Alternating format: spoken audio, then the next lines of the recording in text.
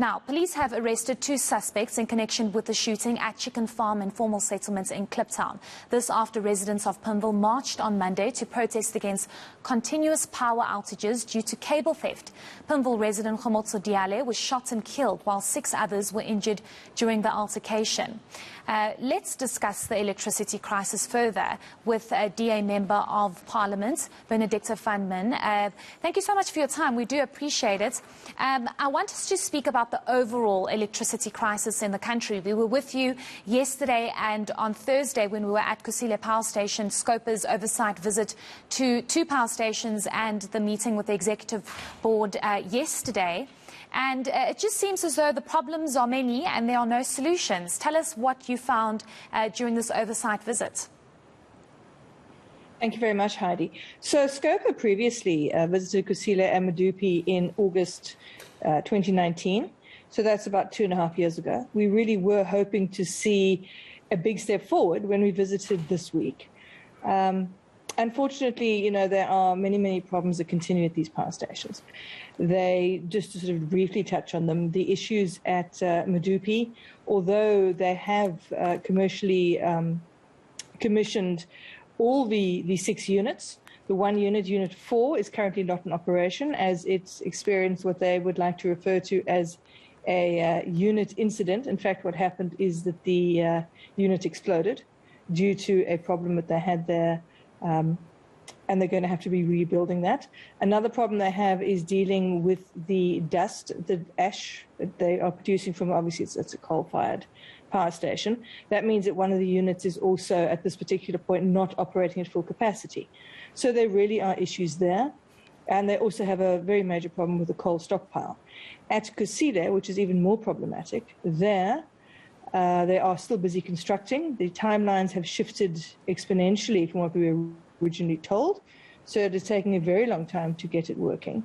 And a very big concern at Kusile is they've introduced a new technology for the African continent, which is FGDs, which is fuel fluid desulfurization, essentially, which what it does is it ensures that the emissions coming out of the power station are very much cleaned of sulfur, which obviously comes from the coal. Now, when this plant isn't properly operating, as is the case at the moment, it means they need to shut down some of their generators. So at the moment with Kusile, they're only running at 33%. This is a very major problem because, as you know, we've had enormous load shedding in the last few weeks. And then yesterday with the Eskom board, they were very straightforward and admitted that it is essentially ongoing problems with Eskom. It comes from bad decision-making, bad planning by the government, a culture of corruption. In fact, the term used was an ecosystem of corruption. And that this has resulted in a situation where Eskom has not been able to perform properly over the last 25 years. And we're sitting with a major crunch when it comes to load shedding. And it's going to be very difficult going forward. I wish that we had some kind of answers to when load shedding is eventually going to end. And part of that oversight visit, it seems as though the country needs more power stations to be built. But this becomes highly problematic when Eskom finds itself completely bankrupt and its books aren't balancing. So how is there going to be money to actually build these power stations? I'm sure this was also something that was touched on, and how urgent it is, because we have many of our power stations that are way past their time and should not actually be functioning, but we are overusing it just to make sure that the lights stay on.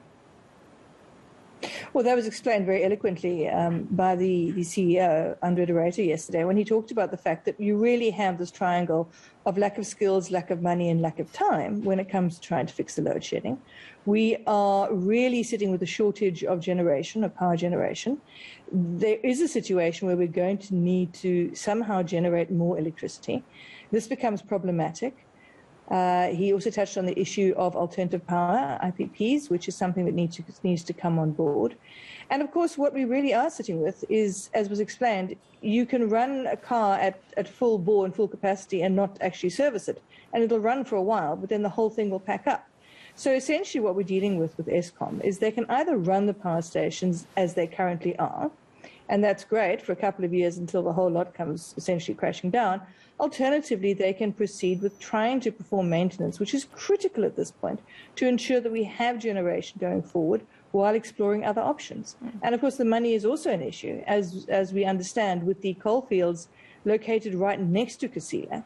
They haven't, to this particular point, got the money to actually go ahead with the contracts that they need in order to be able to access the coal that is needed to actually increase generation.